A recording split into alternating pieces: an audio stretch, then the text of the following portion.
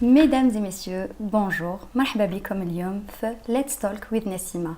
Aujourd'hui, on reçoit une invitée qui va nous parler d'une transition, comment passer du management à la coiffure. Je reçois avec moi aujourd'hui Sabrina. Bonjour. Bonjour Sabrina. Bonjour Comment Nassima. vas-tu? Merci beaucoup pour l'invitation. Merci à toi d'être là et merci surtout, tu t'es réveillée très tôt pour me coiffer et me maquiller pour aujourd'hui. Avec plaisir. Alors Sabrina, احكي لي كيفاش دزتي من المانجمنت des années de travail, d'études et d'entreprise à une idée ou كيفاش احكي لنا. Kifesh. Alors, donc je cumule 10 ans d'expérience dans le management, dans une multinationale. Donc la conversion n'était pas si facile que ça, mais bon, je pense que toutes les mamans vont se retrouver dans mon histoire. C'était dû à un baby blues, à une première grossesse, où je n'ai pas supporté le fait de rester avec les couches, les biberons, les pleurs. C'était les 3 mois de maternité. C'était les 3 mois de maternité. Au fait, j'avais pris un reliquat de congé. Quand on travaille dans une multinationale, d'ailleurs, Nassima, Ouais. tu sais ce que c'est. Oui. Donc, j'avais un reliquat de 6 mois. Et du coup, au bout de 15 jours, 3 semaines, ça commençait réellement à m'embêter, à me fatiguer. Et avant, tu avais fait des études en quoi? Exactement. Donc, j'ai fait une licence en traduction. D'accord. Anglais, arabe, anglais, français. Et puis, donc, j'ai commencé à travailler dans la téléphonie mobile pendant 10 ans. J'ai géré tout ce qu'on appelle au jour d'aujourd'hui community manager, donc tout ce qui est communication web interne, magazine interne. D'accord. Et puis, donc, du jour... Un petit peu la communication interne. Voilà. Et puis, du jour au lendemain, donc voilà, première grossesse, pleurs du bébé, baby blues. Cyrine, qui a aujourd'hui 14 ans, effectivement, Ibarak Fik. Donc, et à partir de là, j'ai dit, bon, je suis tombée dans ce métier par hasard. Hein. Et comment le baby blues t'a fait changer de métier? Raconte-moi un petit peu ça. Alors, donc ma maman, elle a vu que j'étais fatiguée, que j'étais très nerveuse, que j'avais tendance à tirer le laptop de temps en temps pour travailler. Elle m'a dit non, on est en maternité là, c'est bon, on est en congé, il faut se concentrer sur autre chose, il faudrait qu'il y ait réellement la coupure.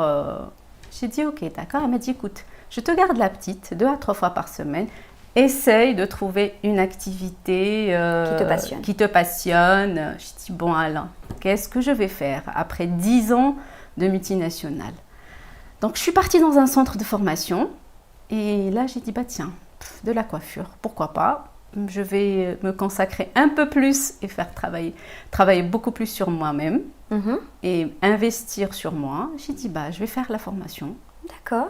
Et en fait, quand tu as fait la formation, est-ce que tu avais l'idée derrière de te lancer ou c'était juste pour t'occuper de toi? Du tout, c'était juste pour m'occuper de moi et puis c'était un échappatoire du baby. Voilà. D'accord. Et la suite? Et donc voilà, et là j'avais commencé par, j'ai dit allez, 1 fois par semaine. Et de fil en aiguille, j'ai découvert que j'étais douée. Génial, je confirme. Voilà. Je confirme, elle est douée. Merci. Et donc, à partir de là, donc, j'ai commencé à faire des formations petit à petit. Tout en gardant ton travail? Non, du tout. Donc, mes formations, je les ai faites durant ma maternité, durant les 6 mois. D'accord. Au fait, c'est ça, c'est que tu étais en maternité quand tu as fait tes formations. Voilà, donc j'ai fait mes formations. Et puis, j'ai dit, allez, pourquoi ne pas passer à autre chose? Donc, pour assurer mes arrières, donc, j'ai essayé de faire le maximum de formation, de maîtriser le maximum, surtout dans ce métier, qui, pour certains, c'est quelque chose de très facile, alors que non. Et voilà, je reprends le boulot. Je devais être promue. Malheureusement, la promotion n'a pas été acceptée. J'ai dit, allez. J'ai tout quitté. T'as tout quitté? J'ai tout quitté et j'ai ouvert mon salon sur un coup de tête en 1 semaine. C'est vrai? Ouais. Comment tu as fait en fait? T'avais déjà imaginé au préalable ou c'était réellement un coup de tête? T'avais fait un plan avant, dire que voilà, au bout de 3 mois ou là, au bout de 6 mois de maternité, je vais faire ça et ça et ça? Ou c'était réellement un coup de tête? En fait, durant ma maternité, j'étais un tout petit peu... J'étais tiraillée entre le fait de continuer ou de m'investir à mon propre compte. Donc, pour ce faire, je suis partie chez une copine à maman qui avait un salon de coiffure depuis des années, à peu près plus de 30 ans de métier. Donc, j'ai discuté avec elle. Elle m'a dit, écoute, viens de temps en temps passer une journée avec nous, comme ça, tu verras comment que ça se passe. Et en 2010, justement, c'était l'année où il y a eu les grandes entreprises d'importation de produits cosmétiques qui se sont installées en Algérie, sans citer de nom. Donc, parmi eux, les pionniers de la coiffure, et ils commençaient à faire des formations. D'accord. Donc, elle m'a proposé d'assister avec elle à une des formations.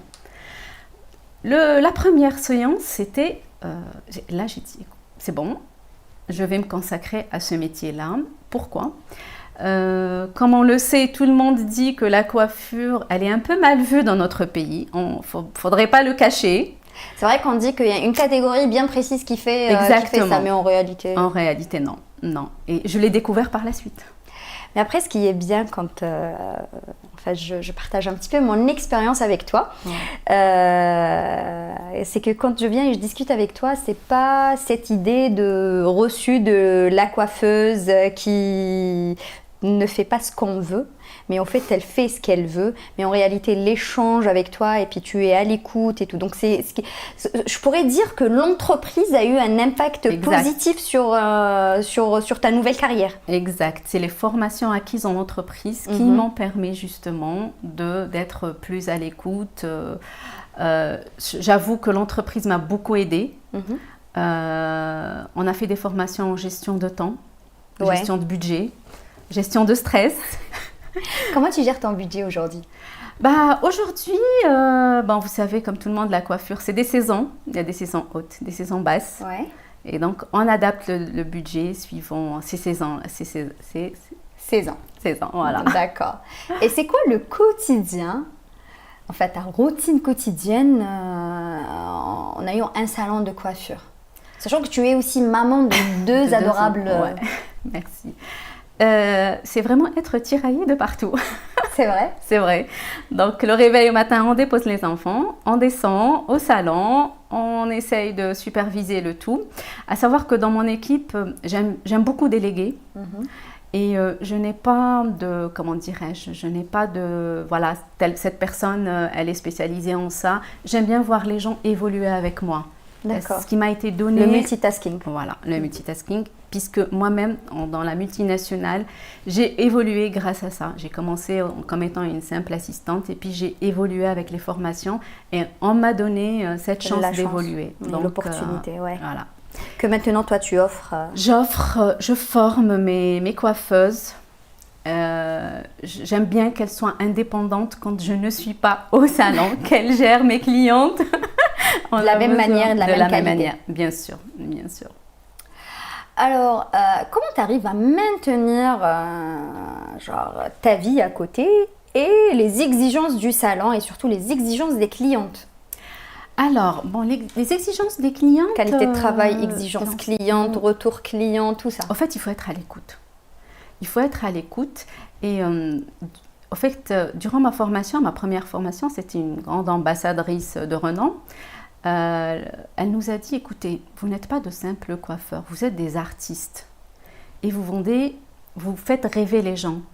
Donc, faites-le bien.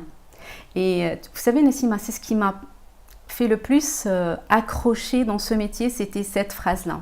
Vous êtes des artistes. On est des artistes. Effectivement. On est des artistes. Vous mettez en valeur notre beauté. Et donc voilà, on est à l'écoute, surtout à l'écoute. Je suis une personne, je n'aime pas, par exemple, la cliente quand elle arrive dans le salon, j'aime bien qu'elle ressort du salon non seulement satisfaite, mais elle s'est imprégnée d'une image auparavant, donc qui m'a chafta roha tkhorj. Comme elle s'est imaginée. Et comment tu gères la déception ? Parce que j'imagine que quand on vient chez toi, on s'imagine, je sais pas moi, et quand ça répond pas à l'attente de la cliente, comment tu gères ça ? Alors pour ça, je fais un bon diagnostic. J'essaye de faire un bon diagnostic. Quand on peut pas, quand c'est non, c'est non. Voilà.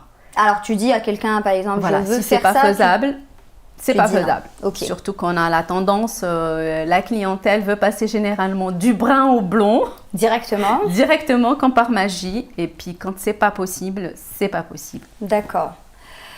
Et puis comment tu vois l'évolution de la coiffure en Algérie? Bah, sincèrement, le coupé. Ouais, bah. Y a-t-il une tendance actuelle qui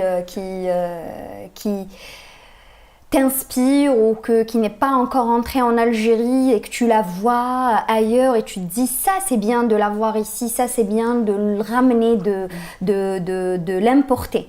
Alors oui, je ne sais pas comment que ça s'appelle exactement, mais j'aimerais plus étudier le cheveu en profondeur.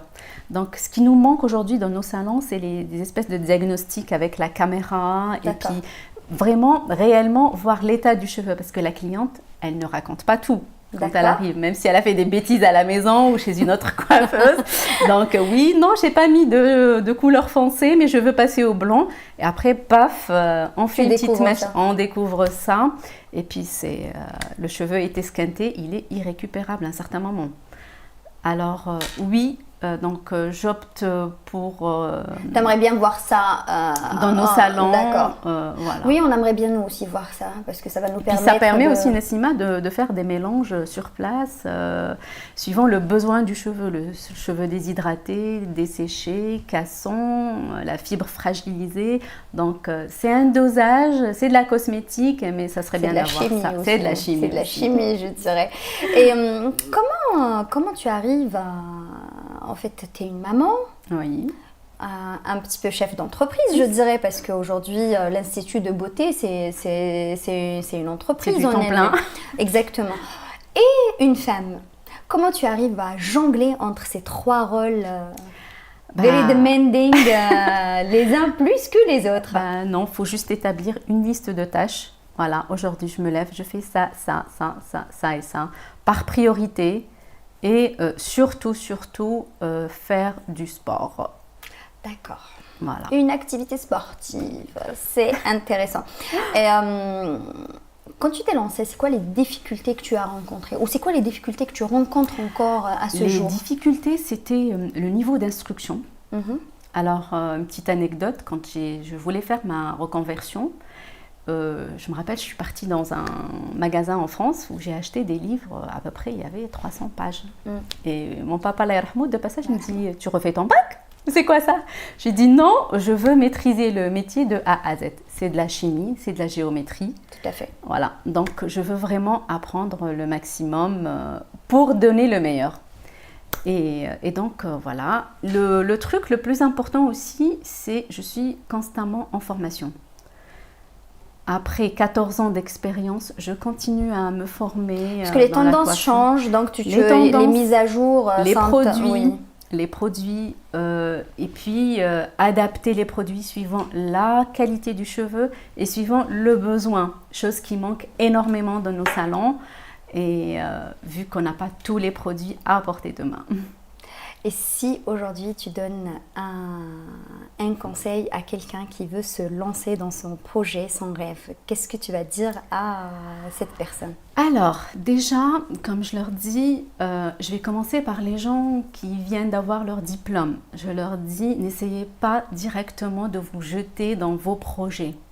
L'expérience acquise en entreprise, en multinationale ou dans le secteur privé ou étatique, ce n'est que du bonheur et ça fait beaucoup de bien à la personne, ça forge. Mais c'est pas...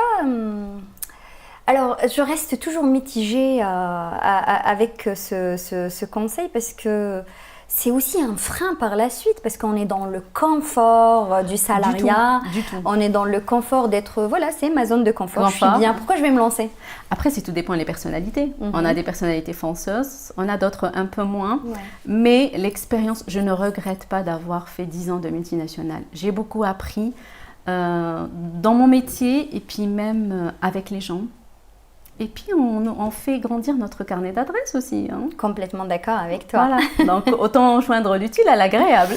Et c'est toujours agréable. Voilà.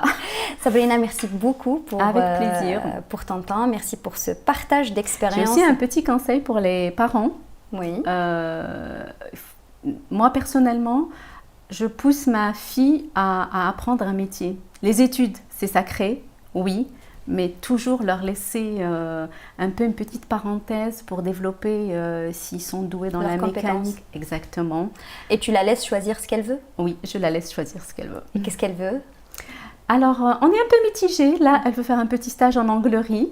C'est bien. Voilà, je me dis oui, pourquoi pas. Excellent. Pour commencer, et puis on verra par la suite. Mais apprendre un métier, pour moi, c'est impératif de nos jours.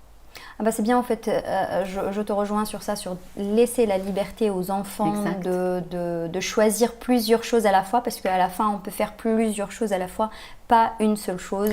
Vous êtes l'exemple vivant. Merci beaucoup, merci. J'essaye, mais c'est pas toujours facile. Après, c'est vrai qu'on était éduqués d'une manière où il faut étudier, il faut تقراي لازم تخرج طبيب لازم تخرج architecte لازم... Oui, alors que le bonheur se trouve dans ce qu'on aime faire. Exact. Merci encore une fois Sabrina pour ce partage. Merci à toi Nassima. Et puis merci d'être à l'écoute et disponible pour tes clients. Merci. Mesdames et messieurs, merci de nous avoir regardés aujourd'hui. Vous pouvez voir à quel point c'est important d'avoir des compétences management et comment on peut ces compétences management les traduire dans plusieurs domaines différents. C'était Let's Talk with Nassima et j'étais ravie de faire cet épisode aujourd'hui. Laissez vos commentaires, likez, partagez et surtout partagez vos expériences avec nous. Pourquoi pas? Vous serez le prochain invité avec nous. Merci encore une fois et bonne journée. Au revoir.